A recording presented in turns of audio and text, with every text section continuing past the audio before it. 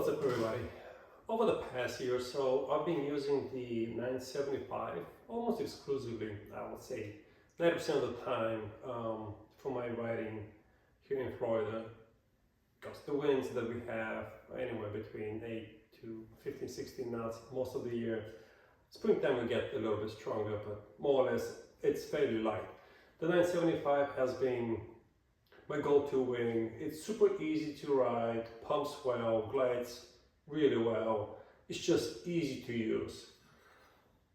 Also, I've been using the 975 with, I think it's the Red Devil 84 centimeter mast. It's for those of you that are not familiar with SABFOIL, it's a medium type stiffness mast. It's not as stiff, let's say, as cold foil or axis, but it's not the softest either. It's probably mid-tier stiffness. I did order it from SABFOIL without the cracking. I don't use the cracking system, and I found the crack system that was rusting, so I ordered this one about a year ago without that piece, and it's a little bit lighter, and for me it works well.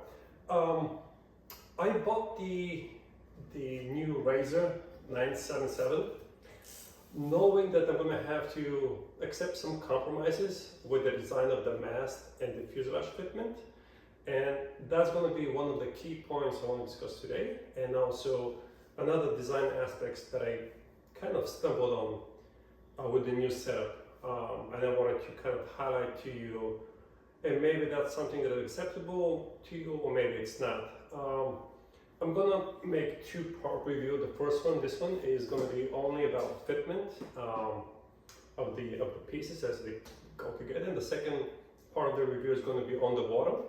I wanna clock 20 or so hours before I actually render my feedback on the 977. But as it is, let's dive into it. All right. So there are two issues that I wanted to highlight with the new Blackbird level plane by SABFOIL, and the first one is related to the connection between the mast and the fuselage. I'll try to explain the why and kind of showcase the issue.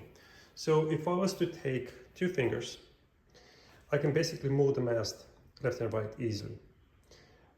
That is so because of the type of connection we have here. I hope SABFOIL would have made the tolerance tighter, but they did not.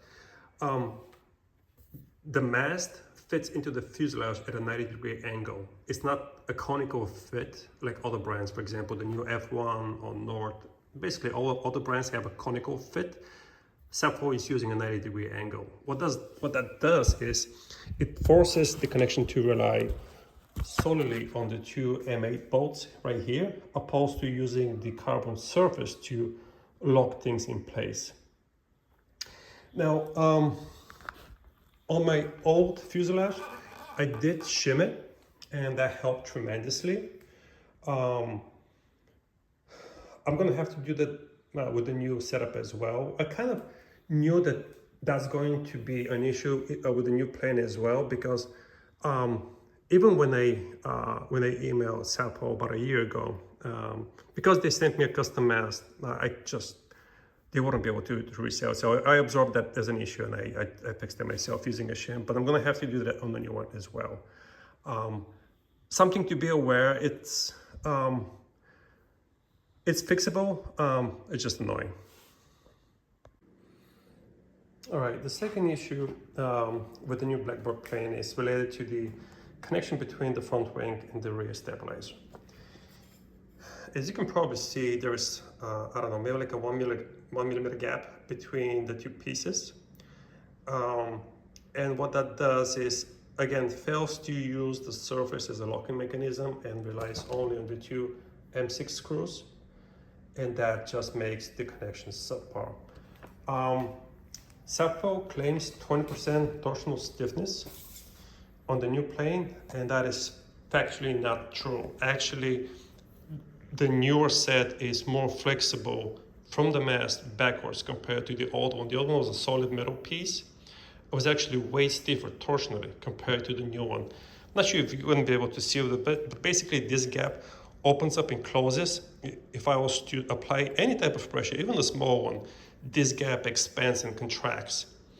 I did email SABFOIL about that, and they told me to basically go kick rocks. There's nothing they can do.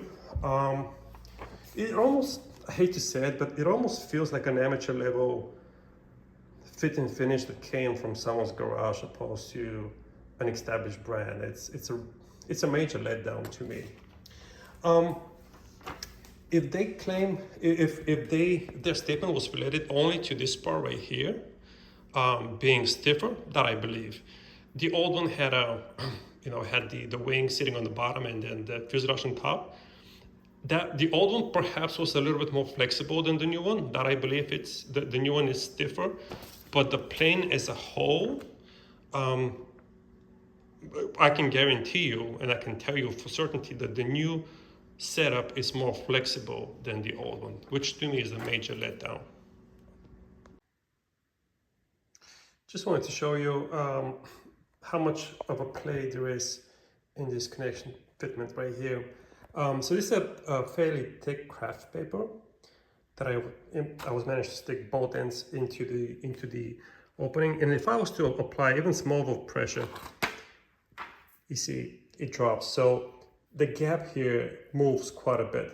I won't be able to improve, I believe. Even if I shim it, it's going to be very difficult for me to improve the connection type. The only thing I can do is perhaps seal the bottom and fill the gap or fill the cavity with liquid silicone. That only is going to improve the drag, but it's not going to improve how stiff the connection is. That is just something that I have to live with for as long as I have this foil. Unfortunate, but it is what it is. All right, so the next review is going to be on the water. Stay tuned. Cheers. Bye.